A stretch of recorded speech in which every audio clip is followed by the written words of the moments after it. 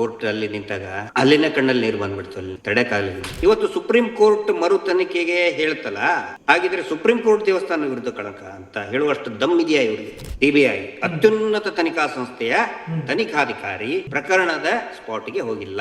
Investigating officer ಪವಿತ್ರವಾಗಿ ಸತ್ತಿದ್ದಾಳೆ ಅಂತ ಹೇಳಿದ್ನಲ್ಲ, ಈಗ ಎಲ್ಲಿ ಹೋಗಿದ್ದಾನೆ? ಪ್ರಭಾವಿ ವ್ಯಕ್ತಿಗಳ ಬೂಟು ನೆಕ್ಕಿದಂತಹ ಪೊಲೀಸರು ಸೌಜನ್ಯಳ ತಾಯಿಯನ್ನ ಸಾಕ್ಷಿಯನ್ನ ಮಾಡೇ ಇಲ್ಲ. ಇವ್ರಿಗೆ ಹುಚ್ಚಿ ಹಿಡಿದಿದೆ ಅಂತ ಒಂದು ಪಟ್ಟವನ್ನ ಕಟ್ಟಿದ್ರು ಅಂತಲ್ಲ ಸರ್? ಹೌದು, ಆಸ್ಪತ್ರೆಯಲ್ಲಿ ಕೂಡ ಹಾಕಿದ್ದಾರೆ. ಮೀಡಿಯಾಕ್ಕೆ ಹೇಳಿಕೆ ಕೊಡಬಾರ್ದು, ಹುಚ್ಚಿಡ್ದಿದೆ ಅಂತ ಹೇಳ್ತಾರೆ. ನನಗೆ ಹೇಳ್ತಾ ಇದ್ರಲ್ಲ, ಮೇನ್ ಆಗಿ ಮೊಬೈಲ್ ನಲ್ಲಿ ಇದ್ರೆ ತೋರಿಸಿ, ಏನ್ ಇವನ್ ಮುಂದೆ ಹೋಗಿ ತೋರಿಸ್ಬೇಕಾ? ಈ ಅಜಿತ್ ಜೈನ್ ಮುಂದೆ, ಆ ಥರ್ಡ್ ಕ್ಲಾಸ್ ರಾಕೇಶ್ ಶೆಟ್ಟಿ ಲೋಫರ್ಗಳ ಮುಂದೆ ಹೋಗಿ ಅಲ್ಲ ತೋರ್ಸಿದ್ರೆ ಬಿಡ್ತಾರ ಸರ್? ಬಿಡ್ತಾರ? ಅವ್ರನ್ನ ಎರೆಸ್ ಬಿಡ್ತಾರ? ಎಲ್ಲಾ ಜನರಿಗೆ ವಿನಂತಿ ಮಾಡ್ಕೊಳ್ಳೋದು, ದಯವಿಟ್ಟು ಜಾಗೃತರಾಗ್ರಿ. ಬಡ್ಡಿ ದಂಧೆ ಅದ್ರ ವಿರುದ್ಧ ಜಾಗೃತರಾಗ್ರಿ. ಅದೇನ್ ಕರ್ಮ ಸರ್, ಜನಗಳು ಉಂಡಿಗೆ ಹಾಕೋ ದುಡ್ಡನ್ನ ನೆಕ್ಸ್ಟ್ ಅವರೇ ಬಡ್ಡಿಗೆ ಇಸ್ಕೊಳ್ತಾ ಇದ್ದಾರೆ. ಇಂಥವ್ರಿಗೆ ನೀವು ಆಸ್ಪದ ಕೊಡಬೇಡಿ, ದೇವ್ರನ್ನ ನಂಬಿ. ಆ ದೇವಸ್ಥಾನದ ಮುಂದೆ ಮಾಡಿ ಹಿಂದೆ ಇರತಕ್ಕಂತಹ ಅತ್ಯಾಚಾರಿ ರಾಕ್ಷಸರನ್ನ ನಂಬಬೇಡಿ.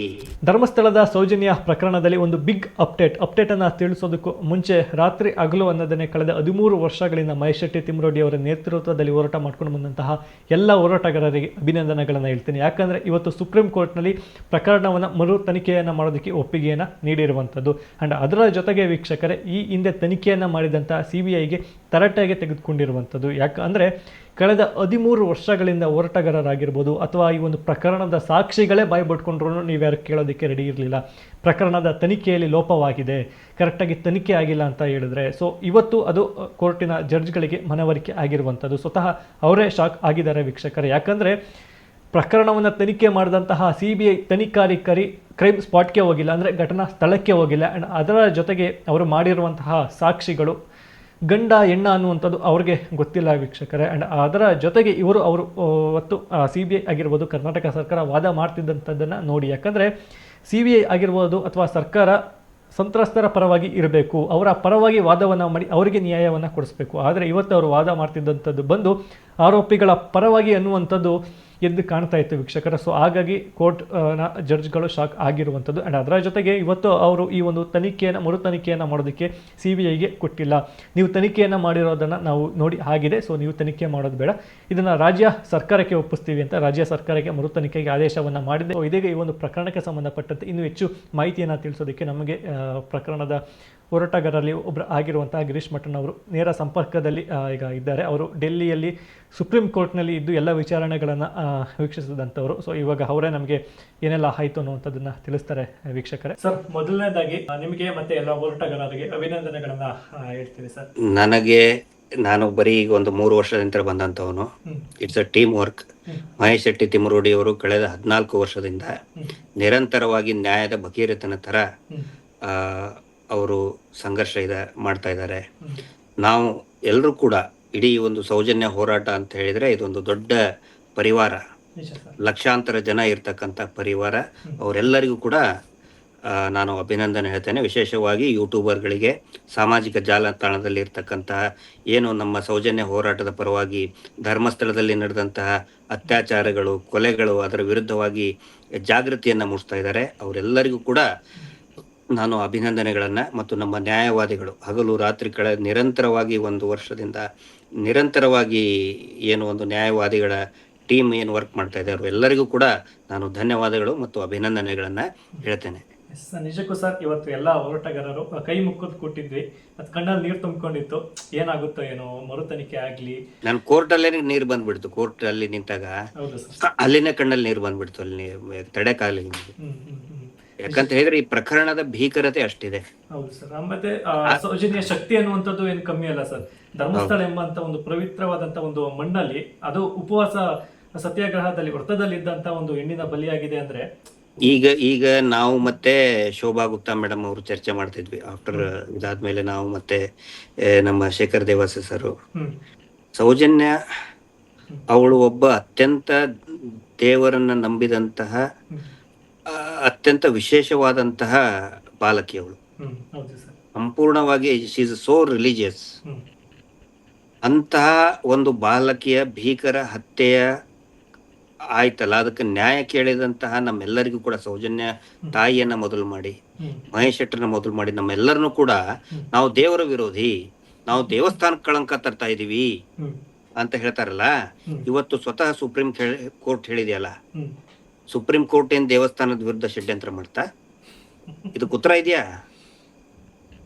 ಇವ್ರಿಗೇನಾದ್ರೂ ದಮ್ ಇದ್ರೆ ಹೇಳಂತ ಹೇಳಿ ಮಾತು. ಸುಪ್ರೀಂ ಸೌಜನ್ಯ ವಿಷಯ ಮಾತಾಡಿದ್ರೆ ದೇವಸ್ಥಾನಕ್ಕೆ ಕಳಂಕ, ಸೌಜನ್ಯ ವಿಷಯ ಮಾತಾಡಿದ್ರೆ ನ್ಯಾಯ ಬೇಕು ಅಂತ ಹೇಳಿದ್ರೆ ಇವರು ದೇವಸ್ಥಾನದ ವಿರುದ್ಧ. ನನ್ನ ಮೇಲೆ 17 ಕೇಸ್ ಆಗಿ ಮಾಡಿದ್ದಾರೆ, ಮಹೇಶ್ ಶೆಟ್ಟರ್ ಮೇಲೆ 26 ಕೇಸು. ಯಾರ ಮೇಲೆ ಕೇಸ್ ಮಾಡಿಲ್ಲ ಹೇಳಿ? ಯೂಟ್ಯೂಬರ್ಗಳ ಮೇಲೆ, ಎಲ್ಲರ ಮೇಲೆ ಕೂಡ, ಜಯಂತ್ ಅವ್ರ ಮೇಲೆ ಯಾರ ಮೇಲೆ ಮಾಡಿಲ್ಲ ಹೇಳಿ? ಎಲ್ಲರ ಮೇಲೇನು ಕೂಡ ಹೇಳೋದೇನು, ಇವರು ದೇವಸ್ಥಾನಕ್ಕೆ ಅಪಚಾರ. ಇವತ್ತು ಸುಪ್ರೀಂ ಕೋರ್ಟ್ ಮರು ತನಿಖೆಗೆ ಹೇಳ್ತಲ್ಲ, ಒಪ್ಪಿಗೆಯನ್ನು ಸೂಚನೆ ಕೊಟ್ಟಿದೆಯಲ್ಲ, ಹಾಗಿದ್ರೆ ಸುಪ್ರೀಂ ಕೋರ್ಟ್ ದೇವಸ್ಥಾನ ವಿರುದ್ಧ ಕಳಂಕ ಅಂತ ಹೇಳುವಷ್ಟು ದಮ್ ಇದೆಯಾ ಇವ್ರಿಗೆ? ಅಂದ್ರೆ ಜನಕ್ಕೆ ಅರ್ಥ ಆಗುತ್ತೆ. ಆಮೇಲೆ ನಾವು ಮಾನ ಅಪಮಾನ ನಾವು ನೋಡಿಲ್ಲ, ಏನು ಸತ್ಯ ಇದೆ ಅದು ಬಯಲಿಗೆ ಬರ್ಬೇಕಷ್ಟೇ ಅಲ್ಲ, ಇದಕ್ಕೊಂದು ಲಾಜಿಕ್ ಎಂಡ್. ನನ್ನ ಉದ್ದೇಶ ಇದ್ದಿದ್ದು ಹೋರಾಟಕ್ಕೆ ಬಂದಾಗ ಇದಕ್ಕೆ ಒಂದು ತಾರ್ಕಿಕ ಅಂತ್ಯ ಮುಟ್ಟಿಸ್ಲೇಬೇಕು. ಯಾರೇನಾದ್ರೂ ಅನ್ಲಿ, ಏನಾದ್ರೂ ಬೈಲಿ, ಏನಾದ್ರೂ ಅಪಮಾನ ಮಾಡ್ಲಿ, ಎಷ್ಟಾದ್ರೂ ಕೇಸ್ ಹಾಕ್ಲಿ, ಏನ್ ಬೇಕಾದ್ರೂ ಅನ್ಲಿ, ಇದಕ್ಕೊಂದು ತಾರ್ಕಿಕ ಅಂತ್ಯ ಮುಟ್ಟಿಸ್ಬೇಕು. ಸಂತೋಷ್ ರಾವ್ ಅಲ್ಲ ಅಂದ್ರೆ ಮತ್ತಿನ್ಯಾರು? ಅಷ್ಟೇ ಪ್ರಶ್ನೆ. ಮಹೇಶ್ ಶೆಟ್ಟರ್ ನಾನು ಮೊದಲೇ ವಿಡಿಯೋದಲ್ಲಿ ನೋಡಿದ್ದು, ಅವ್ರು ಹೇಳಿದ್ದು ಸಂತೋಷ್ ರಾವ್ ಅಲ್ಲ ಅಂದ್ರೆ ಮತ್ತಿನ್ಯಾರು? ಕೊಂದವರು ಯಾರು? ಅಷ್ಟೇ. ದೇವಸ್ಥಾನದ ಭಕ್ತರು ನಾವು. ಆ ನಂತರ ನಾವು, ನಮ್ಮ ಉದ್ದೇಶ ಇರೋದು ದೇವಸ್ಥಾನದ ಪಾವಿತ್ರ್ಯತೆ ಉಳಿಬೇಕು. ಅಲ್ಲಿ ಮಂಜುನಾಥ ಸ್ವಾಮಿ ಇದ್ದೇ ಇದ್ದಾನೆ, ಅಣ್ಣಪ್ಪಯ್ಯರು ಇದ್ದೇ ಇದ್ದಾರೆ, ಅವರ ಶಕ್ತಿ ಯಾವತ್ತಿಗೂ ಕೂಡ ಇರಬೇಕು. ಆಮೇಲೆ ಅದಕ್ಕೆ ನಾವೇನು ಅಲ್ಲ, ನಾವು ಆ ಶಕ್ತಿ ಈಗ ಅಂತ ಹೇಳಿದ್ರೆ ನಮ್ಮಿಂತ್ರ ಅಲ್ಲ, ಅದು ಅದೇ ಒಂದು ಶಕ್ತಿ. ನಾವೆಲ್ಲರೂ ಅದರ ಭಾಗ. ಅದ್ವೈತ ಸಿದ್ಧಾಂತವನ್ನ ನಂಬುವಂತವ್ ನಾನು. Adishankaracharya Advaita, we are all part of that great spirit divine. ನಮ್ಮಂತವ್ರಿಗೆ ಇವರು ದೇವಸ್ಥಾನಕ್ಕೆ ವಿರೋಧಿಗಳು, ಧರ್ಮ ವಿರೋಧಿಗಳು, ಪಾಕಿಸ್ತಾನಿ ಫಂಡು, ಚೈನಾ ಫಂಡು. ನೋಡಿ ಅಭಿ, ಯಾರು ಉದಯ್ ಜೈನ್, ಧೀರಜ್ ಜೈನ್, ಮಲ್ಲಿಕ್ ಜೈನ್ ಎಲ್ರೂ ಇದ್ದಾರೆ ಇದರಲ್ಲಿ ಅಂತೇಳಿ CBI ಹೇಳ್ತದೆ. ಈ ಅಜಿತ್ ಜೈನ್ ಹೇಳ್ತಾನೆ, 3 ಕಾಸಿನ ಕಿಮ್ಮತ್ತಿಲ್ದವನು, ಸುವರ್ಣ ಚಾನಲ್ ಅಲ್ಲಿ ಕುತ್ಕೊಂಡು. ಅಜಿತ್ ಜೈನ್ ಏನ್ ಹೇಳ್ತಾನೆ, ಈ ಧೀರಜ್ ಜೈನ್, ಉದಯ್ ಜೈನ್, ಮಲ್ಲಿಕ್ ಜೈನ್ ಇಲ್ಲ, ಸಂತೋಷ್ ರಾವ್ನೇ ಮಾಡಿದ್ದು ಅಂತ ಹೇಳ್ಕೊಂಡು ಮಾತಾಡ್ತಾರೆ ಅವರು. ಗಂಟೆಗಟ್ಲೆ ಡಿಬೇಟ್ ಎಲ್ಲಾ ಟಿವಿ ಚಾನೆಲ್ಗಳಲ್ಲಿ. ನಾನ್ ಕೇಳೋದು, ಸಂತೋಷ್ ರಾವ್ನೇ ಇದ್ರೆ ಯಾಕೆ ನೀವು ಸುಪ್ರೀಂ ಕೋರ್ಟಿಗೆ ಇಂಪ್ಲೀಡಿಂಗ್ ಅಪ್ಲಿಕೇಶನ್ ಹಾಕ್ಲಿಲ್ಲ? ನಿಮ್ಮ ಹತ್ರ ಸಾಕ್ಷಿ ಇದ್ರೆ ತಂದು ಕೊಡ್ಬೇಕಾಗಿತ್ತಲ್ಲ. ನಾವು ತಂದು ಕೊಟ್ಟಿದೀವಿ, ಖಂಡಿತ ಕೊಟ್ಟಿದ್ದೀವಿ. ಇವತ್ತು ಒನ್ಸ್ ಅಗೇನ್ ನೀವು ನೋಡಬಹುದು, ಇದರಲ್ಲಿ ವಿಡಿಯೋದಲ್ಲಿ ಫುಟೇಜ್ ಕೂಡ ಇದೆ. ಏನೇನು ಅದನ್ನ ನೋಡಿನೇ they have taken the decision. ಅದ್ಭುತವಾದಂತಹ ವಾದವನ್ನ ನಮ್ಮ ಅಡ್ವೊಕೇಟ್ ಮಾಡಿದ್ದಾರೆ, ಸಂಜಯ್ ನೂಲಿಸ್, ಶೋಭಾ ಗುಪ್ತಾ ಮೇಡಮ್ ಅವರು, ಇದರಲ್ಲಿ ಈ ನಮ್ಮ ಶೇಖರ್ ದೇವಾಸ್ ಅವ್ರದ್ದು ಟೀಮು, ಮತ್ತೆ ಯಂಗ್ಸ್ಟರ್ಸ್ ಭಯಂಕರ ಸಿಕ್ಕಾಪಟ್ಟೆ ಪಾಪ ಹಾರ್ಡ್ ವರ್ಕ್ ಮಾಡಿದ್ದಾರೆ. ತಶ್ಮಿತಾ ಮೇಡಮ್ ಅಂತ ಸಿಕ್ಕಾಪಟ್ಟೆ ವರ್ಕ್ ಆಗಿದೆ. ಡಾಕ್ಯುಮೆಂಟೇಶನ್ಸ್ ಕಲೆಕ್ಷನ್ ಮಾಡ್ಕೊಳ್ಳೋದು ಅಲ್ಲಿಂದ. ಮತ್ತೆ ನಮ್ಮ ಇನ್ನೊಂದು ನಾನು ಧನ್ಯವಾದ ಹೇಳಬೇಕು ಮೋಹಿತ್ ಸರ್ಗೆ. We should not forget him. ಈಗ ನಿಮ್ಮ ಮುಂದೆ ಗಿರೀಶ್ ಮಠನ್ ಅವ್ರು ಕಾಣ್ತಾ ಇದ್ದಾರೆ. ಅಫ್ಕೋರ್ಸ್ ನಾನು ವರ್ಕ್ ಮಾಡಿದ್ದೇನೆ ಟು ಮೈ ಸ್ಯಾಟಿಸ್ಫ್ಯಾಕ್ಷನ್. ಯಾರಿಗೂ ಖುಷಿ ಪಡಿಸ್ಬೇಕಂತೆಲ್ಲ ನನ್ನ ಒಂದು ಇದಕ್ಕೆ ನಾನು ಮಾಡಿದ್ದೇನೆ. ಆದ್ರೆ ಮೋಹಿತ್ ಅವರು ಕೂಡ ಹಿಂದೆ ಏನು ಟ್ರಯಲ್ ಕೋರ್ಟ್ ಅಲ್ಲಿ ವರ್ಕ್ ಮಾಡಿದ್ದಾರೆ, ಅದು ಕೂಡ ನಮ್ಗೆ ಇವತ್ತು ಅನುಕೂಲ ಆಗಿದೆ. ಸೊ ಒಂದು ದೊಡ್ಡ ಟೀಮ್ ವರ್ಕ್ ಮಾಡಿದೆ ಇದರಲ್ಲಿ. ಈಗ ನಾನು ಕೇಳೋದು ಇಷ್ಟೇ, ವೆರಿ ಸಿಂಪಲ್ ಅಪ್ಪ. ಟಿವಿ ಚಾನೆಲ್ ಅಲ್ಲಿ ಹೋಗಿ ನಾನು ಯಾವತ್ತಿಗೂ ಕೂಡ ಸಂತೋಷ್ ರಾವ್ ತಪ್ಪು ಮಾಡಿದ್ರೆ ಶಿಕ್ಷೆ ಆಗ್ಬಾರ್ದು ಅಂತ ನಾವು ಹೇಳೇ ಇಲ್ಲ. ನಾವು ಈಗ ಗುರುರಾಜ್ ಸರ್ ಸುಪ್ರೀಂ ಕೋರ್ಟ್ ನಲ್ಲಿ, ಅವರು ಕೂಡ ಕರ್ನಾಟಕ ಮೂಲದವರು. ಸಂಜಯ್ ನೂಲಿ ಸರ್ ಕೂಡ ಈಸ್ ಬೇಸಿಕಲಿ ಕರ್ನಾಟಕದವರು, ಬೆಳಗಾವದವರು. ಬಹಳ ಖುಷಿ ಪಟ್ಟರು ಅವ್ರು ನಾನು ನೋಡಿ. ನಮ್ಮ ಉತ್ತರ ಕರ್ನಾಟಕದ ಹುಲಿ ಬಂದಿದ್ದಾರೆ ಅಂತೇಳಿ. ನಾನು ಯಾವತ್ತಿಗೂ ಹುಲಿ ಅಂತ ನಾನು ಹೇಳ್ಕೊಂಡಿಲ್ಲ, ಬಟ್ ಅವರು ನನ್ನ ಆ ತರ ರಿಸೀವ್ ಮಾಡ್ಕೊಂಡಿತ್ತು ತಮ್ಮ 2-3 ಮಂತ್ಸ್ ಬ್ಯಾಕ್. ನಾವು ಬರ್ತೀವ್ರಿ ಅಂತ ಹೇಳಿ ಅವ್ರ ಎಲ್ಲಾ ಜೂನಿಯರ್ಸ್ ಗಳು ಕೂಡ, ಮತ್ತೆ ಎಲ್ಲಾ ನಾನು ಹೇಳಿದಿಲ್ಲ, ಗುರುರಾಜ್ ಸರ್ ಇರ್ಬೋದು, ಶೇಖರ್ ದೇವಾಸ್ ಸರ್ ಅದ್ಭುತವಾಗಿ ಕೆಲಸ ಮಾಡಿದ್ದಾರೆ. ಅಲ್ಲಿ ಬೆಂಗಳೂರಿನಲ್ಲಿ ಧನಂಜಯ ಸರ್ ಟೀಮ್ ಇರ್ಬೋದು, ಸ್ಪಂದಿಸ್ತಾ ಇದ್ದಾರೆ. ಬಾಲನ್ ಸರ್ ಟೀಮ್ ಇದೆ, MR ಬಾಲಕೃಷ್ಣ ಅವ್ರದ್ದು. ಆನಂತರ ಬೆಳ್ತಂಗಡಿಯಲ್ಲಿ ನಮ್ಮ ಹೊಳ್ಳ ಸರು, ಆನಂತರ ನಮ್ಮ ಇಡೀ ಹೋರಾಟಕ್ಕೆ ನಾನು ಯಾರ್ಯಾರು ಅಡ್ವೊಕೇಟ್ ದೊಡ್ಡ ಟೀಮ್ ಇದೆಯಲ್ಲ, ವಿಜಯ್ ವಾಸು ಪೂಜಾರಿ ಅವರು ಇರ್ಬೋದು, ಪೀತಾಂಬರ್ ಸರ್ ಇರ್ಬೋದು, ಆನಂತರ ಶ್ರೀದೇವಿ ಮೇಡಮ್ ಇರ್ಬೋದು, ಪ್ರತ್ಯೂಷ್ ಅವ್ರು ಇರ್ಬೋದು, ಇನ್ನೂ ಅನೇಕ ದಯವಿಟ್ಟು ಹೆಸರು ನಾನು ಮರ್ತಿದ್ರೆ ಕ್ಷಮಿಸಿ. ದೊಡ್ಡ ಟೀಮ್ ಕೆಲಸ ಮಾಡ್ತಾ ಇದೆ.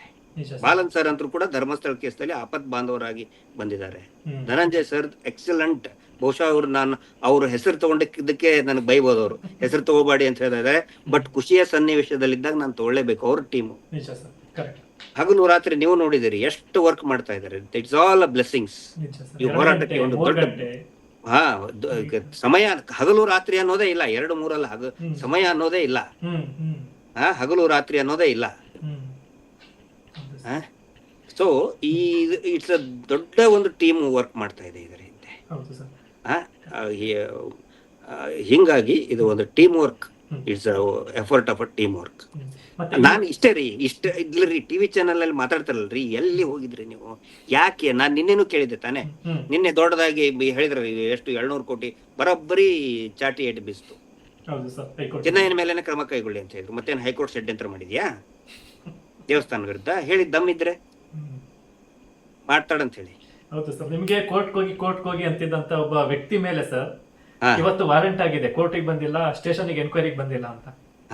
ಅದೇ ಅವ್ರ ಹಣೆ ಬರನೇ ಎಷ್ಟು. ಅವ್ರು ಏನಂತ ಹೇಳಿದ್ರೆ ನಮ್ಮ ಮಾನಸಿಕವಾಗಿ ಅಪಪ್ರಚಾರ ಮಾಡಿ ಮಾನಸಿಕವಾಗಿ ಕುಗ್ಸೋ ಕೆಲಸ ಮಾಡ್ತಾ ಇದಾರೆ. ನಾವು ನೋಡಿ we are with the brain of granite. ಗೊತ್ತಾಯ್ತಲ್ಲ? ಏನ್ ಬೇಕಾದ್ರೂ ಬೈಲಿ, ಏನ್ ನಮ್ಗೆ ಗೊತ್ತಿದೆ.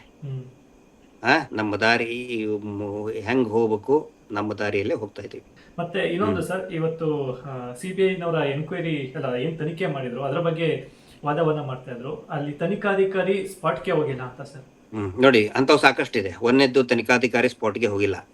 ಈ ದೇಶದ ಅತ್ಯುನ್ನತ ಸಂಸ್ಥೆ CBI, ಅತ್ಯುನ್ನತ ತನಿಖಾ ಸಂಸ್ಥೆಯ ತನಿಖಾಧಿಕಾರಿ ಪ್ರಕರಣದ ಸ್ಪಾಟ್ಗೆ ಹೋಗಿಲ್ಲ.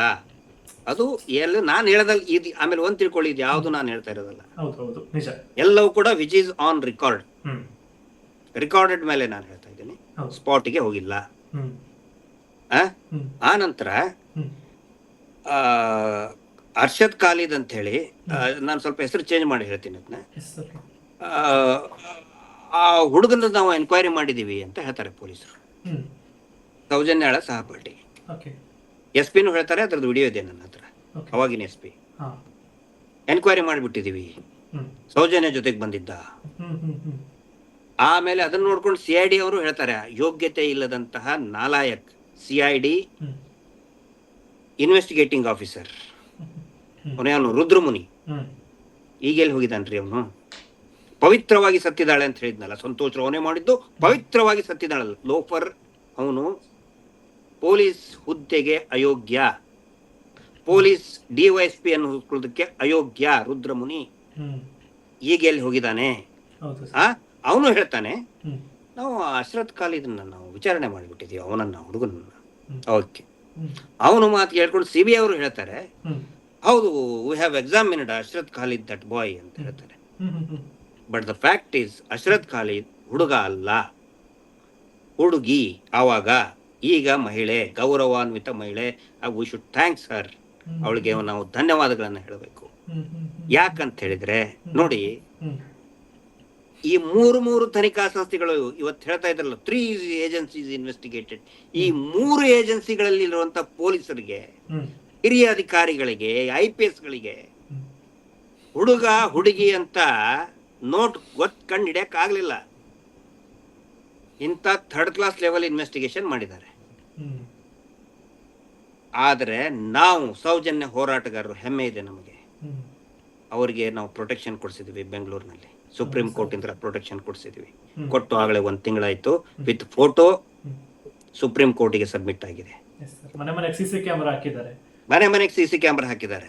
ಎಲ್ಲರಿಗೂ ಕೂಡ ಮನೆಗೆ CC ಕ್ಯಾಮೆರಾ ಹಾಕಿದ್ದಾರೆ.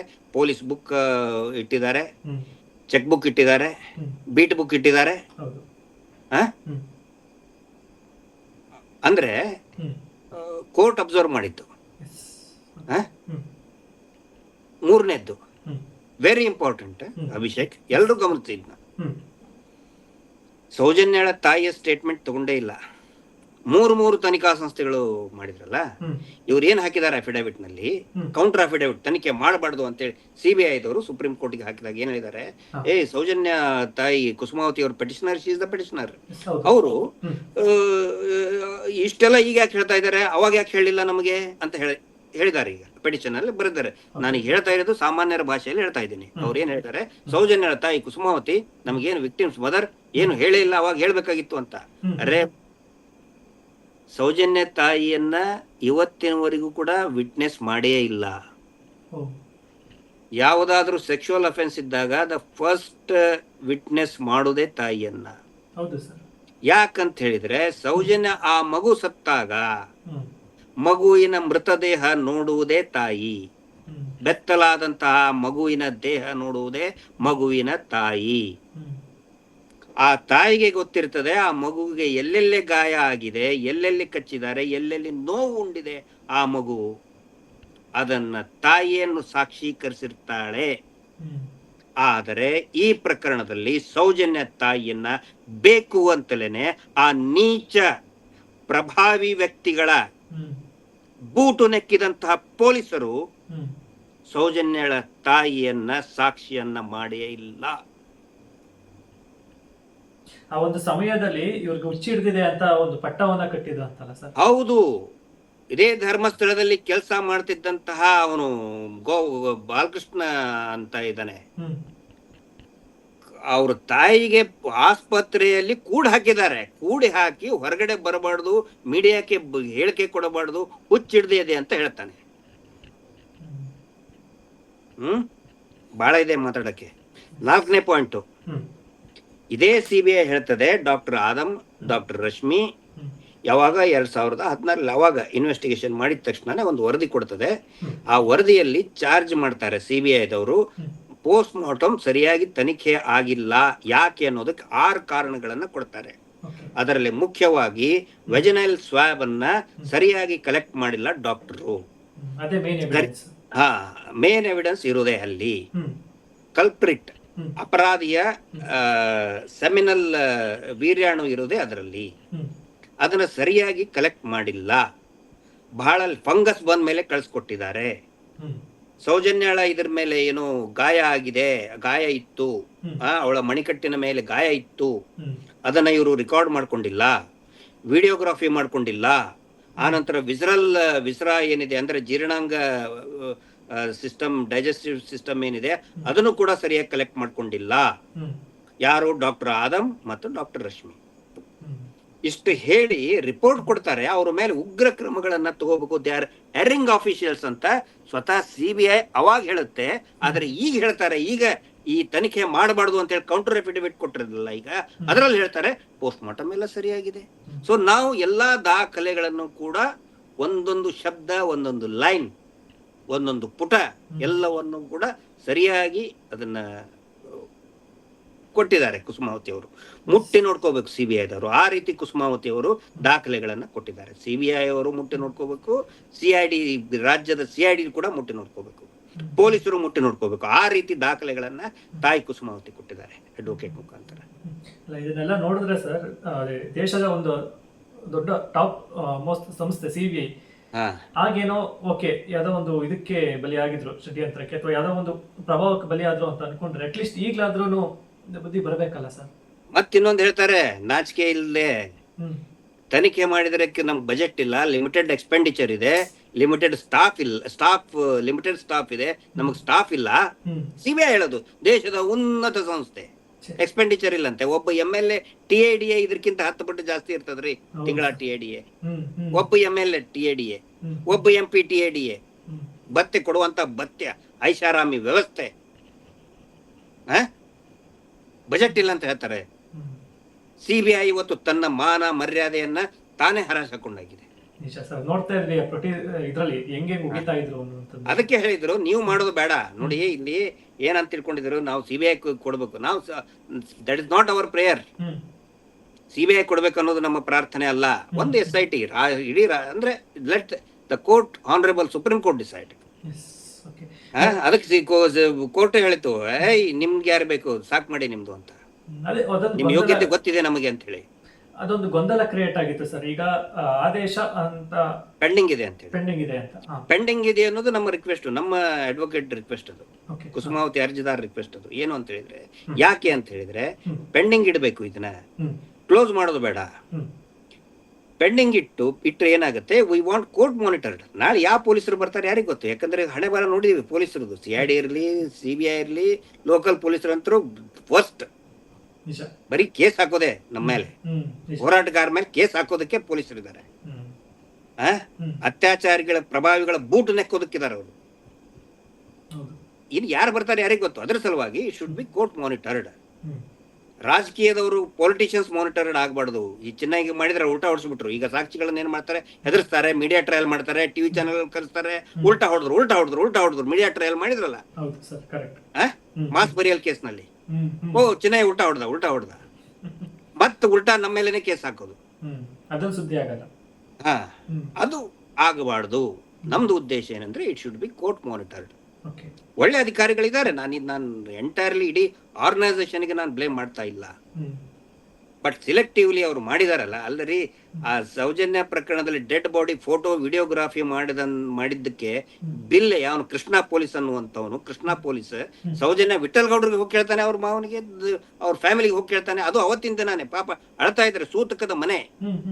ಸೂತಕದ ಮನೆಗೆ ಹೋಗಿ ಬಿಲ್ ಕೊಡಿ, ನೀವು ವಿಡಿಯೋಗ್ರಾಫಿ ಮಾಡಿದ್ದು, ಪೊಲೀಸರು ವಿಡಿಯೋಗ್ರಾಫಿ ಮಾಡಿದ್ದು, ಟೀ ಕುಡಿದಿದ್ದು ಬಿಲ್ ಕೊಡಿ ಅಂತ ಕೇಳ್ತಾನೆ. ನಾಲಾಯಕ್. ಇದು ತನಿಖೆ, ಈ ರೀತಿ ತನಿಖೆ ಆಗಿದ್ದು. ಅದಕ್ಕೆ ನಾವು ಹೇಳೋದು ಬೇಡ, ನಿಮ್ ಹಣೆ ಬರ ನಮ್ಗೆ ಗೊತ್ತಿದೆ. ಈಗ 12 ವರ್ಷದಂಗೆ ನೀವು ಮಂಗ ಮಾಡ್ದಂಗೆ ಈಗ ಮಾಡಕ್ಕಾಗಲ್ಲ. ಅದಕ್ಕೆ ಕೋರ್ಟ್ ಮಾನಿಟರ್ಡ್ ಆಗ್ಲಿ ಅಂತ ಒಂದು ನಮ್ಮ ಉದ್ದೇಶ, ತಾಯಿ ಕುಸುಮಾವತಿಯ ಉದ್ದೇಶ ಇದೆ, ಅರ್ಜಿದಾರರ ಉದ್ದೇಶ ಇದೆ, ನ್ಯಾಯವಾದಿಗಳು ಕೂಡ ಅದನ್ನ ಸಜೆಸ್ಟ್ ಮಾಡಿದ್ದಾರೆ. ಸೊ ಲೆಟ್ ಅಸ್ ಸಿ ಏನು ಒಂದು ಆದೇಶ ಬರ್ತದೆ ನೋಡೋಣ. We are waiting. ಅಂದ್ರೆ ಈಗ ನೆಕ್ಸ್ಟ್ ಒಂದು ಆದೇಶ ಯಾವಾಗ ಬರ್ಬೋದು ಅನ್ನುವಂತ ಒಂದು ಕುತೂಹಲ ಇದೆ ಸರ್ ಜನರಿಗೆ. ಬರ್ಬೋದು, ಅದು ಇವತ್ತು ರಾತ್ರಿ, ನಾಳೆ 1 or 2 days ನಲ್ಲಿ ಕೂಡ ಬರ್ಬೋದು. ಡಿಕ್ಟೇಟ್ ಮಾಡಿದಾಗ ಇಟ್ ಟೇಕ್ ಸಮ್ ಟೈಮ್. ಬಂದ ಮೇಲೆ ಅದು ರಾಜ್ಯ ಸರ್ಕಾರಕ್ಕೆ ಉತ್ತರ ಕೊಡಬೇಕು. ಅವರು ರಾಜ್ಯ ಸರ್ಕಾರದವರು ಕೂಡ ಒಂದು ಥ್ಯಾಂಕ್ಸ್ ಕೂಡ ನಾನು ಹೇಳ್ತಾ ಇದ್ದೀನಿ. ಯಾರು ಆವಿಷ್ಕಾರ ಸಿಂಘ್ವಿ ರಿಪ್ರೆಸೆಂಟ್ ಸ್ಟೇಟ್ ಗವರ್ಮೆಂಟ್ ಇದನ್ನ ಮಾಡ್ತವ್ರು, ಇದನ್ನ ಗಮನಿಸಬೇಕು ಎಲ್ಲರೂ ಕೂಡ. ಪ್ಯಾರಾ ನಂಬರ್ 64 ಅಲ್ಲಿ ಪೇಜ್ 22 ಪ್ಯಾರಾ ನಂಬರ್ 64 ಏನು ಒಂದು CID 2ನೇ ಅಫಿಡವಿಟ್ ಹಾಕ್ತು. ಅದರಲ್ಲಿ ಈ ಪ್ರಮುಖ ಸಾಕ್ಷಿಗಳು ಕೂಡ ಇದೆ ಅಂತ ಹೇಳಿದ್ದಾರೆ. ಅದನ್ನ ನಾನು ಈಗಲೇ ಎಕ್ಸ್ಪ್ಲೇನ್ ಮಾಡಲ್ಲ, ಬರೋ ದಿನಗಳಲ್ಲಿ ಹೇಳ್ತೀನಿ. ಸೊ ಇವ್ರು ಹೇಳ್ತಾರಲ್ಲ ಸಾಕ್ಷಿ ಎಲ್ಲ ನಾಶ ಆಗಿದೆ, ಇಲ್ಲ ಏನೂ ಇಲ್ಲ ಅಂತ ಹೇಳ್ಕೊಂಡು, ಅದು ಗಮನಿಸಿದೆ. ನನಗೆ ಹೇಳ್ತಾ ಇದ್ರಲ್ಲ ಮೇನ್ ಆಗಿ, ಮೊಬೈಲ್ ನಲ್ಲಿ ಇದ್ರೆ ತೋರಿಸಿ, ಏನ್ ಇವನ್ ಮುಂದೆ ಹೋಗಿ ತೋರ್ಸ್ಬೇಕಾ, ಈ ಅಜಿತ್ ಜೈನ್ ಮುಂದೆ, ಆ 3rd ಕ್ಲಾಸ್ ರಾಕೇಶ್ ಶೆಟ್ಟಿ ಲೋಫರ್ಗಳ ಮುಂದೆ ಹೋಗಿ, ಈ ಎಂಜಲ್ ತಿನ್ನೋ ಗಿಳಿಯಾರು ಅವನು ವಸೂಲಿ ಮಾಡುವಂತ ವಸೂಲಿ ಬೆಲೆ ಅವ್ರ ಮುಂದೆ ಹೋಗಿ ಹಿಡಿಬೇಕಾ? ಅಲ್ಲ, ತೋರ್ಸಿದ್ರೆ ಬಿಡ್ತಾರ ಸರ್? ಬಿಡ್ತಾರ? ಅವ್ರನ್ನ ಬಿಡ್ತಾರ? ಅದಕ್ಕೆ ಸೊ ಎವ್ರಿಥಿಂಗ್ ಎಲ್ಲವೂ ಕೂಡ ಒನ್ಸ್ ಅಗೇನ್ ಐ ರಿಪೀಟ್, ದಾಖಲೆಗಳ ಆಧಾರದ ಮೇಲೆ ಇವತ್ತು ಆದೇಶ ಆಗಿದೆ. ಅಡ್ವೊಕೇಟ್ಗಳ ಪ್ರಯತ್ನದಿಂದ ಮತ್ತು ಯೂಟ್ಯೂಬ್ಗಳು ಈ ಹೋರಾಟವನ್ನು ಜೀವಂತ ಇಟ್ಟಿದ್ದಾರೆ. ಎಲ್ಲರ ಮತ್ತು ಲಕ್ಷಾಂತರ ಕೋಟ್ಯಾಂತರ ಜನರ ಒಂದು ಪ್ರಾರ್ಥನೆಯಿಂದ ಈ ಒಂದು ಆದೇಶ ಆಗಿದೆ. ಬಟ್ ಫೈನಲಿ ನಾನು ಹೇಳೋದೇನಂದ್ರೆ, ಸೌಜನ್ಯಗೆ ನ್ಯಾಯ ಸಿಕ್ಕಿಲ್ಲ. ಇದರ ಅರ್ಥ ಸೌಜನ್ಯಗೆ ನ್ಯಾಯ ಸಿಗ್ತಾ ಇಲ್ಲ, ಇನ್ನು ಮುಂದಿದೆ. ಸಾಮಾಜಿಕವಾಗಿ ಸಿಕ್ಕಿದೆ ಸರ್ ಒಂದು ರೀತಿ. ಹೌದು, ಅಂದ್ರೆ ಬೇರೆ ಬೇರೆ ಇದರಲ್ಲಿ ಈಗ ಗೊತ್ತಾ, they have been exposed. The real culprits are exposed. ಏನ್ ತಾವು ಬಹಳ ದೊಡ್ಡ ಇದನ್ನಂತ ಹೇಳ್ತಾ ಇದ್ದಾರಲ್ಲ, ಇವ್ರ ಹಣೆ ಬರ ಗೊತ್ತಾಗಿದೆ. ಗಲ್ಲಿಯಲ್ಲಿ ಇವ್ರ ಹಣೆ ಬರ ಗೊತ್ತಾಗಿದೆ. ಪ್ರತಿಯೊಬ್ಬ ಜನಸಾಮಾನ್ಯನು ಕೂಡ ಇವರು ಮಾಡಿದಂತ ಕಚಡ ಕೆಲಸ ಗೊತ್ತಾಗಿದೆ. ಇವ್ರೆಷ್ಟೇ ಆರ್ಡರ್ ತರಲಿ ಅದು ಮಾತಾಡಬಾರ್ದು. ಆಯ್ತು, ನಾವು ಕೂಡ ಕಾನೂನು ರೀತಿ ಅಂತಾರೆ ಅಂತ ಪ್ರಶ್ನೆ ಮಾಡ್ತೀವಿ. ಆ ನಂತರ ಇನ್ನೊಂದು, ಇದರಿಂದ ಎಷ್ಟೋ ಜನಗಳ ಜೀವ ಹೋಗೋದಕ್ಕೆ ನಿಂತಿದೆ. ಈಗ ಇನ್ನು ಎಷ್ಟು ಜನ ಅಮಾಯಕರು ಸಾಯ್ತಾ ಇದ್ರು ಇದಾಗ್ಲಿ ಹೋರಾಟ ಆಗ್ಲಿಲ್ಲ ಅಂದ್ರೆ. ಮಹೇಶ್ ಶೆಟ್ರು ಇದ್ರದ್ದು ನಾನು ಅಬ್ಸರ್ವ್ ಮಾಡಿದ್ದು ನೋಡಿ, ಅಲ್ಲಿ ತಾಯಿ ಕುಸುಮಾವತಿಯ ಪೂರ್ತಿ ಫ್ಯಾಮಿಲಿ ಸುತ್ತುವರೆದಿದ್ದೇ ಈ ರಾಕ್ಷಸರಿಂದ, ಶುಂಭರಿಂದ. ಮಹೇಶ್ ಶೆಟ್ರು ಗಟ್ಟಿಯಾಗಿ ನಿಂತ್ಕೊಂಡ್ರು, ಆ ಧೈರ್ಯದ ಮೇಲೆ ಇದ್ರು. ಆ ನಂತರ ಮತ್ತೆ ನಾವು ಕಾನೂನಿನ ಹೋರಾಟಕ್ಕೆ ಇಳಿದ್ವು. ಸೊ ದ ಕಾಂಟ್ರಿಬ್ಯೂಷನ್ ಮಹೇಶ್ ಶೆಟ್ರದು ಬಹಳ ಇದೆ ಇದರಲ್ಲಿ. ಮಾಡಬೇಕು ಅಂದ್ರೆ ಇಷ್ಟೆಲ್ಲ ಅವಮಾನಗಳನ್ನ ತಡ್ಕೊಂಡು ಮಾಡಬೇಕು. ಅವಮಾನ, ಅವ್ರು ರೌಡಿ ಶೀಟರ್ ಅಂತಾರ್ರಿ. ಒಬ್ಬ ದೀಕ್ಷೆ ಪಡೆದು ಬೆಳಿಗ್ಗೆ 3:30 ಎದ್ದು ಸ್ತೋತ್ರಗಳನ್ನ ಓದಿ ಗುರು ಪೂಜೆಯನ್ನ ಮಾಡಿ ಶಿವನ ಆರಾಧನೆ ಮಾಡತಕ್ಕಂತಹ ಆ ಒಬ್ಬ ತಪಸ್ವಿಗೆ ರೌಡಿ ಶೀಟ್ರ್ ಅಂತ ಹೇಳ್ತಾರಲ್ರಿ ಅವರು, ಗಡಿಪಾರು ಮಾಡ್ಬೇಕು ಅಂತ ಹೇಳ್ತಾರಲ್ರಿ ಅವರು. ಈಗ ಗೊತ್ತಾಯ್ತಾನೆ ಯಾಕೆ ಮಹೇಶ್ ಶೆಟ್ಟರ್ನ ಗಡಿಪಾರು ಮಾಡ್ತಾ ಇದಾರೆ ಅಂತೇಳಿ. ಗೊತ್ತಾಯ್ತಾನೆ ಎಲ್ರಿಗೂ ಈಗ. ದೊಡ್ಡ ದೊಡ್ಡದಾಗಿ ಪುಂಗಿ ಬೀಳ್ತಾ ಇದ್ರಲ್ಲ, ಅವನೇ ಮಾಡಿದ್ದು, ಸಂತೋಷ್ ರಾವ್ ಮಾಡಿದ್ದು.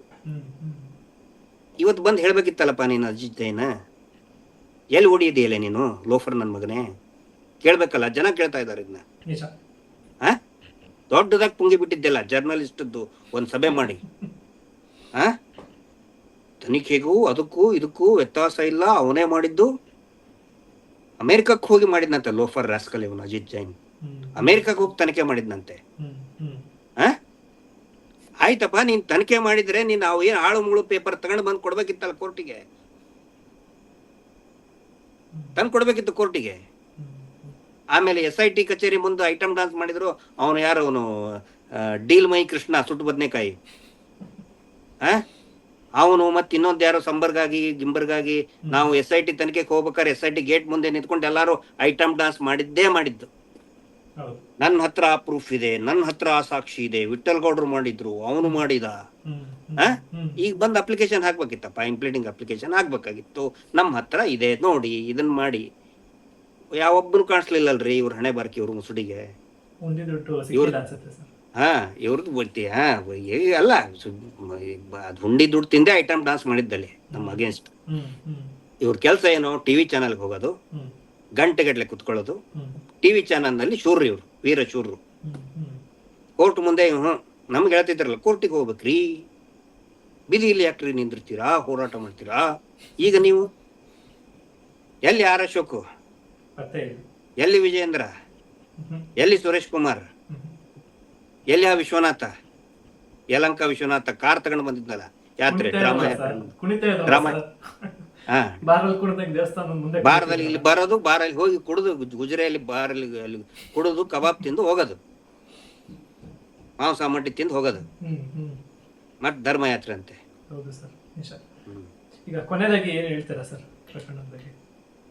ಅಲ್ಲ ನೋಡಿ, ಇದು ಸೌಜನ್ಯ ಪ್ರಕರಣ it's a tip of N iceberg. ನಾನು ಮೊದಲಿಂದ ಹೇಳ್ತಾ ಇದ್ದೆ, ಇದರಲ್ಲಿ ಇನ್ನೂ ಧರ್ಮಸ್ಥಳ ಪ್ರಕರಣಗಳು ಏನು SIT ತನಿಖೆ ವರದಿ ಕೊಟ್ಟಿದೆ, ಅದಾದ ನಂತರ 74 ಡೆಡ್ ಬಾಡೀಸ್ ಇದೆ. ಅಲ್ಲಿ ಏನ್ ಮಾಡಿದ್ದಾರೆ SIT ತನಿಖೆಯಲ್ಲಿ, ಈ ಚೆನ್ನೈನ ಕಡೆ ಅಂತ ನಮ್ಮ ಕಡೆ ಈಗ ಹೆಂಗೆ ಮೊನ್ನೆ ಇದರಲ್ಲಿ ಕೋರ್ಟ್ ಅಲ್ಲಿ ಹೇಳಿದ್ನಲ್ಲ, ಅದು ಸುಳ್ಳು ಅಂತ ಸಾಬೀತಾಯ್ತು. ಅದೇ ರೀತಿ ಒಂದು ಕೊಟ್ಟಿದ್ದಾರೆ. ನಾವು ಈಗ ಏನಂತ ಹೇಳಿದ್ರೆ, ನಮ್ಮ ಇಡೀ ಉದ್ದೇಶ ಇಷ್ಟೇ, ಇಲ್ಲಿ ಹೆಣ್ಮಕ್ಳಿಗೆ, ಈ ರಾಜ್ಯದ ಹೆಣ್ಮಕ್ಳಿಗೆ ಸುರಕ್ಷತೆ ಇರಬೇಕು. ಹೆಣ್ಮಕ್ಳಿಗೆ ಇಷ್ಟೇ ಅಲ್ಲ, ಅಲ್ಲಿ ಪುರುಷರು ಕೂಡ ಕೊಂದಿದ್ದಾರೆ, ಅಲ್ಲಿ ಚಿಕ್ಕ ಮಕ್ಕಳಿಗೂ ಕೊಂದಿದ್ದಾರೆ. ರಾಜ್ಯದಲ್ಲಿ ಈ ತರ ಘಟನೆಗಳು ನಡೀಬಾರ್ದು. ಅದಕ್ಕೆ ನಾನು ಹೇಳೋದು, ಎಲ್ಲಾ ಜನರಿಗೆ ವಿನಂತಿ ಮಾಡ್ಕೊಳ್ಳೋದು, ದಯವಿಟ್ಟು ಜಾಗೃತರಾಗ್ರಿ. ಬಡ್ಡಿ ದಂಧೆ ಅದ್ರ ವಿರುದ್ಧ ಜಾಗೃತರಾಗ್ರಿ.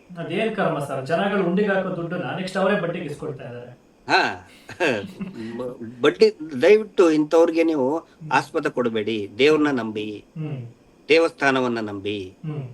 ಆದರೆ ಇಂತಹ ಏನು ಆ ದೇವಸ್ಥಾನದ ಮುಂದೆ ಮಾಡಿ ಹಿಂದೆ ಇರ್ತಕ್ಕಂತಹ ಅತ್ಯಾಚಾರಿ ರಾಕ್ಷಸರನ್ನ ನಂಬಬೇಡಿ. ಅಷ್ಟೇ ನಾವು ಹೇಳೋದು. ದೇವಸ್ಥಾನ ಒಂದೇ ಅಲ್ಲ ಸರ್, ಈ ಪ್ರಕರಣ ಒಂದೇ ಅಲ್ಲ ನಾನು ಹೇಳ್ತಾ ಇದ್ದು, ಎಲ್ಲವೂ ಕೂಡ ಸ್ವಲ್ಪ ಜಾಗೃತವಾಗಿರ್ರಿ. ಮೋಸ ಹೋಗಕ್ ಹೋಗ್ಬೇಡಿ. ಈಗ ನೋಡಿ, ಉದಾಹರಣೆಗೆ ಅಯೋಧ್ಯ ರಾಮ ಮಂದಿರದ ಒಂದು ಸ್ಕ್ಯಾಮ್, ದೊಡ್ಡ ಸ್ಕ್ಯಾಂಡಲ್ ಅದು. ಯಾರಾದ್ರೂ ಅದ್ರ ಬಗ್ಗೆ ಮಾತಾಡಿದ್ರೆ ಪಾಕಿಸ್ತಾನಿ ಫಂಡ್, ಈಗ ಕಾಕ್ರೋಚ್ ಜನತಾ ಪಾರ್ಟಿ. ರಾಜಕೀಯವಾಗಿ ನಾನು ಹೋಗಕ್ಕೂ ಅಂದ್ರೆ ನಾನು ವಿಶ್ಲೇಷಣೆ ಮಾಡಕ್ ಹೋಗುದಿಲ್ಲ, but it's a voice of youth, ವಿದ್ಯಾರ್ಥಿಗಳ ಧ್ವನಿ. ಸೋನಮ್ ವಾಂಗ್ಚುಕ್ ಅವ್ರಿಗೆ ಪಾಪ ನೋಡಿ ಎಷ್ಟು ಇದನ್ನ ಮಾಡಿದ್ರು. ಅವರು ಚೈನಾ ಏಜೆಂಟ್ ಅಂತ ಹೇಳ್ತಾರೆ. ಅನೇಕ ಪಾಪ ಹುಡುಗರಿಗೆ ಹೊಡೆದಿದ್ದಾರೆ, ರಕ್ತ ಬರುವಂಗೆ ಹೊಡೆದಿದ್ದಾರೆ. ಪ್ರಶ್ನೆ ಮಾಡಿದರೆ ಈ ರೀತಿ ಮಾಡೋದ? ಅಂದ್ರೆ ಯಾರಿಗೂ ಏನು ಅಂದ್ರೆ ನಾನು ಒಂದ್ ಹೇಳ್ತೇನೆ ಕೇಳಿ, ಪ್ರಜಾಪ್ರಭುತ್ವ ಇದೆ, ನಾವು ಹೆಂಗ್ ಬೇಕಂಗ್ ಬೈಬೇಕು, ಅದನ್ನು ಕೂಡ ನಾನು ಒಪ್ಪಲ್ಲ. ಆದರೆ ನಮ್ಮ ರೈಟ್ಸ್ ಯಾವಾಗ ಎಜುಕೇಶನ್ ಸಿಸ್ಟಮ್ ಇರ್ಬೋದು, ಸುರಕ್ಷತೆ ಇರ್ಬೋದು, ಆನಂತರ ಉದ್ಯೋಗದ ಸಮಸ್ಯೆ ಇರ್ಬೋದು, ರೈತರ ಸಮಸ್ಯೆ ಇರ್ಬೋದು, ಅತಿ ಮುಖ್ಯವಾಗಿ ಅದನ್ನ ಪ್ರಶ್ನೆ ಮಾಡಲೇಬೇಕು, ಇಲ್ಲತ್ತಂದ್ರೆ ಉಳ್ಗಾಲಿಲ್ಲ ನಮಗೆ. ನಾನು ಒಂದು ಗಮನಿಸಿದ್ದು ನೋಡಿ, ಸೌಜನ್ಯ ಪ್ರಕರಣ ಅಂದ್ರೆ ಡೆಡ್ ಕೇಸ್ ಅಂತ ಹೇಳ್ತಿದ್ರು ಅಲ್ವಾ, ಮುಗಿದ ಅಧ್ಯಾಯ ಅಂತೇಳಿ ಸ್ವತಃ ಯಾರು ಹಿಂದಿನ ಗೃಹ ಸಚಿವರು ಹೇಳಿದ್ರು, ಮುಖ್ಯಮಂತ್ರಿಗಳು ಹೇಳಿದ್ರು. ಆದ್ರೆ ಒಂದು ಹೋರಾಟದ ಬಲದಿಂದ ಇವತ್ತು ಮತ್ತೆ ಅದು ಮುನ್ನೆಲೆಗೆ ಬಂದಿದೆ. ಜನರು ಒಗ್ಗಟ್ಟಾಗಬೇಕು. ಸಮೀರ್ ಎಂ ಡಿ ಮಾತಾಡಿದ, ನಾನು I must thank Sameer M D. Sameer M D ಮಾಡಿದಂಥ ವಿಡಿಯೋದಿಂದ ಅನೇಕ ನಮ್ಮ ಯೂಟ್ಯೂಬರ್ಗಳು ಕೂಡ ಮಾಡಿದ್ದಾರೆ. ಸಮೀರ್ ಎಂ ಡಿ ಮಾಡಿದ ನಂತರ ಇಡೀ ದೇಶವ್ಯಾಪಿ ಗೊತ್ತಾಯ್ತು, ರಾಜ್ಯಕ್ಕೆ, ದೇಶಕ್ಕೆ ಗೊತ್ತಾಯ್ತು. ಹಿಂದಿ ಯೂಟ್ಯೂಬರ್ಗಳು ಕೂಡ ಅದನ್ನ ಟ್ರಾನ್ಸ್ಲೇಟ್ ಮಾಡಿದ್ರು. ಆದ್ರೆ ಸಮೀರ್ ಬಂದ ತಕ್ಷಣ ಹಿಂದೂ ಮುಸ್ಲಿಂ ಅಂತ ಡಿವೈಡ್ ಮಾಡಕ್ ನೋಡಿದ್ರು. ಪಾಪ ಅವನು ಎಷ್ಟು ಕಷ್ಟಪಟ್ಟ, ಅವ್ರ ಕುಟುಂಬ ಎಷ್ಟು ಕಷ್ಟಪಡ್ತು. ನಮ್ಮ ಎಲ್ಲಾ ಯೂಟ್ಯೂಬರ್ಗಳು, ಸಂಚಾರಿ ಸ್ಟುಡಿಯೋ, ಪಾಪ ಅವನು ಇದಕ್ಕೆ ಹೋಗಿ ಬಂದ, ಜೈಲಿಗೆ ಹೋಗಿ ಬಂದ. ಅಷ್ಟೇ ಅಲ್ಲ, ಐ ಮಸ್ಟ್ ಥ್ಯಾಂಕ್ ನಮ್ಮ ಇವ್ರಿಗೆ ಏನು ದೊಡ್ಡ ಚಿಂತಕರಿದ್ದಾರೆ, ಅವರು ಕೂಡ ಅಹೋರಾತ್ರ ಅವರು ಕೂಡ ಜೈಲಿಗೆ ಹೋಗಿ ಬಂದ್ರು ಇದೇ ಪ್ರಕರಣದಲ್ಲಿ. ಹೌದು, ಇದೇ ಪ್ರಕರಣದಲ್ಲಿ ಅವರು ಇಚ್ಛೆ ಪಟ್ಟು ಹೋಗಿ ಬಂದ್ರು. ಸೌಜನ್ಯ ಸಲುವಾಗಿ ನಾನು ಜೈಲಿಗೆ ಹೋಗ್ತೀನಿ ಅಂತ ಹೇಳಿ ಅಹೋರಾತ್ರ ಅವರು. ಆಮತ್ ನಮ್ಮ ಎಲ್ಲಾ ಯೂಟ್ಯೂಬರ್ಗಳ ಮೇಲೆ ಕೇಸ್ ಮಾಡಿದ್ರು, ಡಿವೈಡ್ ಮಾಡಕ್ ನೋಡಿದ್ರು. ನಾನು ಹೇಳೋದು, ನಾವು ಗಟ್ಟಿಯಾಗಿರ್ಬೇಕು, ಸ್ಟ್ರಾಂಗ್ ಆಗಿರ್ಬೇಕು, ಡಿವೈಡ್ ಆಗ್ಬಾರ್ದು. ಆಮೇಲೆ ನಾವೇನ್ ದೊಡ್ಡವರಲ್ಲ ರೀ, we are very common people. ನಾವು ಜನಗಳಿಗೆ ಯಾಕೆ ಹೇಳೋ ಅಷ್ಟ ದೊಡ್ಡವನಂತರ ಲೀಡರ್, VIP ಸ್ಟಾರ್ ನಾನಲ್ಲ. ನನ್ ಕನ್ಸಿಗಿದ್ದ ನಾನು ಹೇಳ್ತಾ ಇದ್ದೀನಿ. ಸ್ವಲ್ಪ ಅರ್ಥ ಮಾಡ್ಕೊಳ್ಳಿ, ಜನಗಳ ಅರ್ಥ ಮಾಡ್ಕೋಬೇಕು. ಇಲ್ಲ ಅಂತ ಹೇಳಿದ್ರೆ, ಮೊನ್ನೆ ಲಾವಣ್ಯ ಕೇಸ್ ಆಯ್ತು, ನಾಳೆ ಇನ್ನೊಂದಾಗತ್ತೆ, ನಾಡ್ದು ಇನ್ನೊಂದಾಗತ್ತೆ. ಜಾಗೃತರಾಗ್ರಿ ಅಂತ ಹೇಳೋದಿಷ್ಟೇ. ನಾವು ಹೇಳೋದು, ಸರ್ಕಾರಕ್ಕೆ ಒಂದು ಸೌಜನ್ಯ ಹೆಸರಿನಲ್ಲಿ ಹೆಲ್ಪ್ ಲೈನ್ ಮಾಡಿ. ಅಂದ್ರೆ ಯಾವ ತರ ಸರ್ ಹೆಲ್ಪ್ ಲೈನ್ ಅಂದ್ರೆ? ಈಗ ನೋಡಿ, ಹೆಣ್ಮಕ್ಳಿಗೆ ಕಾಟ ಕೊಡ್ತಾ ಇರ್ತಾರೆ, ಸ್ಟೂಡೆಂಟ್ಸ್ ಇರ್ಬೋದು, ಇವ್ರು ಇರ್ಬೋದು, ಮೊಬೈಲ್ ಅಲ್ಲಿ ಅಥವಾ ಹೊರಗಡೆ ಬಂದು ಫಾಲೋ ಮಾಡೋದು. ಆ ತರ ಏನಾದ್ರು ಇದ್ರೆ ಇಮಿಡಿಯೇಟ್ ಆಗಿ ಹೆಲ್ಪ್ ಲೈನಿಗೆ ಫೋನ್ ಮಾಡಿ, ಅವ್ರ ಹೆಸರು ಡಿಸ್ಕ್ಲೋಸ್ ಮಾಡ್ದೇನೆ. ಆ ಒಂದು ಟೀಮ್ ಇದೆ, ಹಿಂದೆ ಆಂಧ್ರದಲ್ಲಿ ಮಾಡಿದ್ರು ಅದನ್ನ. ಅಲ್ಲಿ ಒಂದು ಬೀದಿಯಲ್ಲಿ ಕೂಡ ಹೆಲ್ಪ್ ಲೈನ್ ನಂಬರ್ ಹಾಕಿದ್ರು, ಪೊಲೀಸ್ ಡಿಪಾರ್ಟ್ಮೆಂಟ್ ಇಂದ. ಆ ತರ ಏನಾದ್ರು ಮಾಡಿದ್ರೆ ಇಮಿಡಿಯೇಟ್ ಹೋಗಿ ಅವ್ನು ಯಾವನಿದಾನೆ ಅವ್ನ ಅರೆಸ್ಟ್ ಮಾಡ್ಕೊಂಡು ಬಂದು ಒಳಗಡೆ ಹಾಕ್ತಿದ್ರು. ಒಂದು ಹೆಲ್ಪ್ ಲೈನ್ ಅಂತ ಮಾಡಿ. ಅಂದ್ರೆ ಇಲ್ಲಿ ಎಲ್ಲರೂ ಏನದು ಘಟನೆ ಆಗಬೇಕು ನೋಡಿ. ನಮ್ದು ಹೋರಾಟದ ಉದ್ದೇಶ ಸ್ಪಷ್ಟವಿದೆ. ಎಲ್ಲರೂ ಹೇಳ್ತಾರೆ, ಲಾವಣ್ಯ ಬಗ್ಗೆ ಮಾತಾಡ್ರಿ, ನೇಹಾ ವಿಡಿಯೋ, ಹುಬ್ಬಳ್ಳಿ ನೇಹಾ ಬಗ್ಗೆ ಮಾತಾಡ್ರಿ. ಆದ್ಮೇಲೆ ಮಾತಾಡಕ್ ಏನೈತೆ ಉಳ್ದೈತೆ ಇತ್ಲಲ್ಲೇ? ಆದ್ಮೇಲೆ ಮಾತಾಡ್ಬೇಕಾ? ಘಟನೆ ಆದ್ಮೇಲೆ, ಸತ್ತ ಮೇಲೆ, ಕೊಂದ್ ಹಾಕಿದ ಮೇಲೆ ಮಾತಾಡ್ಬೇಕಾ? ಅಲ್ಲ, ಅದಕ್ಕಿಂತ ಅದ ಆಗ್ಲಾರ್ದಂಗ್ ತಡೆಯೋದೇ ನಮ್ಮ ಉದ್ದೇಶ. ಅಲ್ಲೆಲ್ಲ ಆರೋಪಿಗಳು ಸಿಕ್ಕಿದ್ದಾರೆ ಸರ್, ಯಾರು ಅಂತ ಗೊತ್ತಿದೆಯಲ್ಲ? ಗೊತ್ತಿದೆ ಅಲ್ಲ. ಬಟ್ ಏನಂತ ಹೇಳಿದ್ರೆ, ಆ ತರ ಘಟನೆನೇ ಆಗ್ಬಾರ್ದು ಅಭಿಷೇಕ್. ಹೌದು ಸರ್. ಎಲ್ರ ಮನೆ ಮಕ್ಕಳೇ ಯಾರಿಗೋ ಮಗಳು ಇರ್ತಾಳೆ, ಯಾರಿಗೋ ತಂಗಿ ಇರ್ತಾಳೆ, ಅಕ್ಕ ಆಗಿರ್ತಾಳೆ, ತಾಯಿ ಇರ್ತಾಳೆ, ಸೊಸೆ ಇರ್ತಾಳೆ, ವಾಟ್ ಎವರ್. ಅದ ಆಗ್ಲಾರ್ದಂಗ್ ತಡಿಬೇಕಂತ ಹೇಳಿದ್ರೆ ಕ್ರಮಗಳನ್ನ ಕೈಗೊಳ್ಳಿ. ಸರ್ಕಾರದ ಮುಂದೆ ಇರುವಂತ ಆಗ್ರಹ ನಮ್ಮಿಷ್ಟೇ. Okay sir. ಓಕೆ, ಸರಿ. ಓಕೆ, ಮತ್ತೆ ಇನ್ನೊಂದು ಅಪ್ಡೇಟ್ ಜೊತೆಗೆ ಸಿಗೋಣ ಸರ್. ಸದ್ಯದಲ್ಲಿ ಒಂದು ಪ್ರೆಸ್ ಮೀಟ್ನ ಸಹ ಇಟ್ಕೊಳ್ತೀನಿ ಅಂದಿದ್ರಿ. ಹೌದು, ಬೆಂಗಳೂರಿಗೆ ಬಂದು ಇದು ಮಾಡ್ತೀನಿ. ಎಸ್, ಖಂಡಿತ sir. Thank you sir. Thank you, justice for Sowjanya. ನಮಸ್ತೆ. For Sowjanya sir.